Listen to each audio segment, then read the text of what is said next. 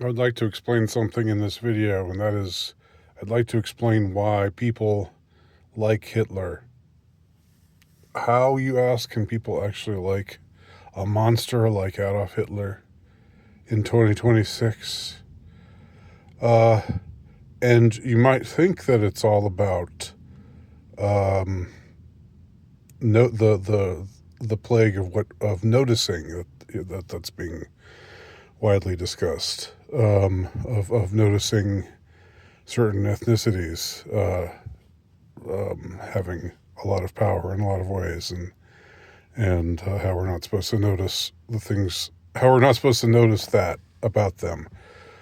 Well, for some people that might be the case, but I think it goes deeper than that, and I'm going to try to explain it here. There's a lot of there are a lot of people in the world today who feel separated, atomized, alienated,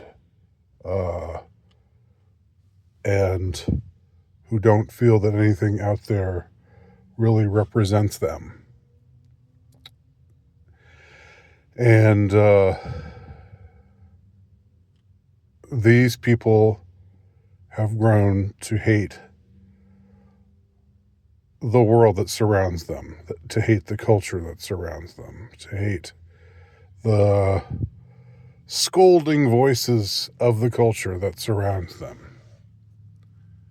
Now, in a previous time, in a religious time, such people as this might develop what Mick Jagger called sympathy for the devil.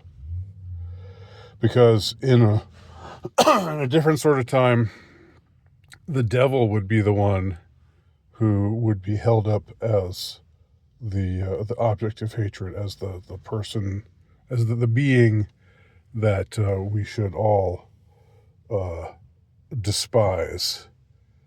And we show our virtue by showing how much we are against him.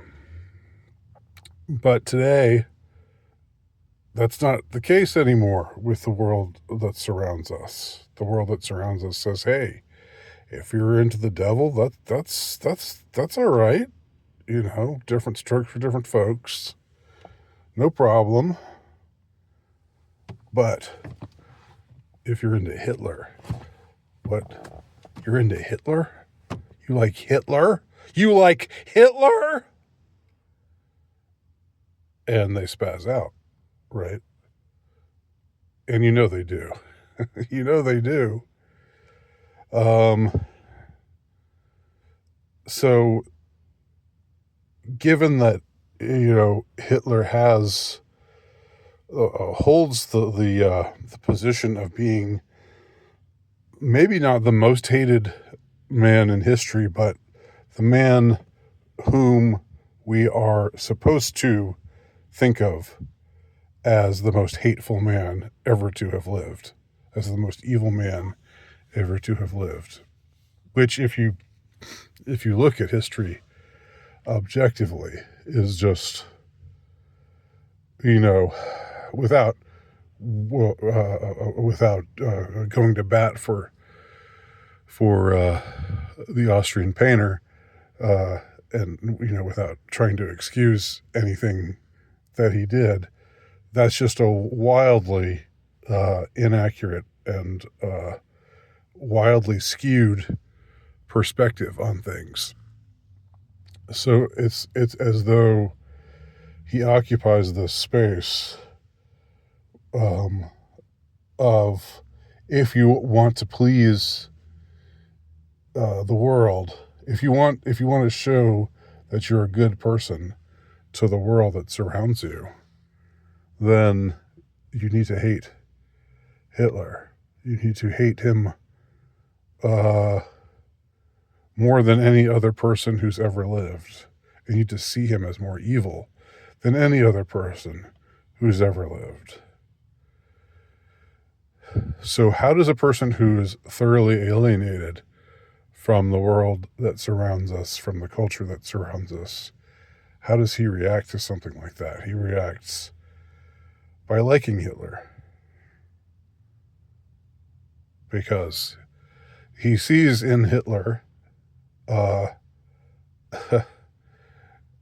accurately or inaccurately, he sees a kindred spirit in Hitler.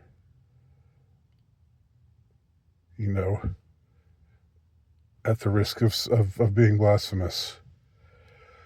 Remember the quote, if the world hates you, know that it hated me before it hated you. Who said that? Not Hitler. But I'm saying, psychologically speaking, the way this mechanism works, the way that the alienated mind works,